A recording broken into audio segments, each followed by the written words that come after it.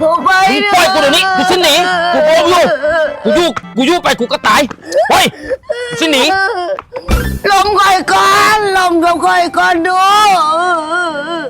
มึงสิมาลมมาเว้าหยังเดี๋ยวได้กูก็บ่ไหวแล้วบ่พอเท่าใดบ่พอ5 นาที10 นาทีก็เอาอีกกินข้าวกินน้ำก็สิเอากูขี้อยู่ห้องน้ำอยู่ก็สิดึงกูออกมาเอากูบ่ไหวแล้วแนวนี้น่ะยอม ฉันก็บอกตลอดเวลาก็ได้ฉันก็ลดลงเศร้าสี่แรงสี่ก็ได้เนาะจะหนีปลาไข่ บ่ไหวเศร้าซี่แรงซี่ค่อยก็บ่ไหวตอนนี้อาการค่อยอยู่ในขั้นโคม่าอยู่บ่ได้ เออเจ้าสี่แรงสี่ก็บ่ได้ว่ะฉันเอาเจ้าสองแรงสองก็ได้นะเพื่อนเนาะนะเพื่อนเนาะไอ้เมียเนาะ โอ้ยจะแม่นมึงมักนักมักหน้าเนาะ2 แรง 2กูก็บ่ได้มันซ้ำใส่อกซี่ละ2 แรง 2นี่นะบ่ไหว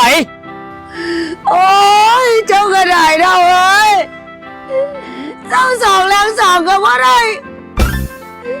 ตะกี้ได้บอกให้หลายเรื่องเนี่ยฉันเอาหนึ่งแรงหนึ่งซะเนาะเอาเนาะเนาะ โอ้ยก็ยังมาบ่แดกมึงเศร้า1 แรง 1กูก็บ่ไหวอันนี้มันก็ซ้ำซ้อมใจแล้วนี่นะจะมามึงมักแหงเนาะโอ้ย โอ้ยเขาบ่ได้มากถึงขนาดนั้นเรากันตื่นมากันบ่ได้กินแล้วมันบ่ได้เอาในนี้ซะเอามือละเรือนะเรานะมือละเรือซะนะ โอ้ยมึงจะมากูอิ่มกูน่ายมึงเลยมื้อละเทื่อกูก็บ่ได้กูยังบ่มีฮอดเวลาสินอนโอ้ยเนาะ นั่นแหละเวลานอนแล้วเจ้าหันหมอนนอนน่ะเจ้าไปตีสนุกเกอร์อยู่ ก็ยากกูมัก เอานี่จ้าเอาเดือนละเดือนก็ได้เนี่ยเดือนละเทื่อก็บ่ได้ตอนนี้ร่างกายกูนี่ต้องการพักผ่อนต้องการฟื้นฟู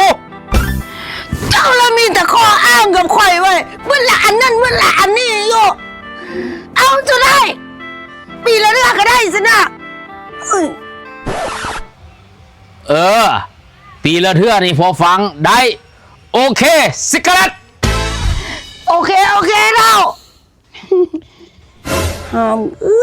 ชีวิตกูนี่นะบัดซบปานนี้อยู่อ่ะปีละเทื่อพุทธะ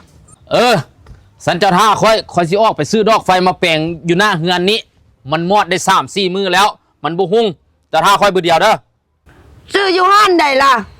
ไปโดนบ่อย่าสุราลักหนีป้าควายไหนจะตายแล้วคนดำเจ้าแน่ไหน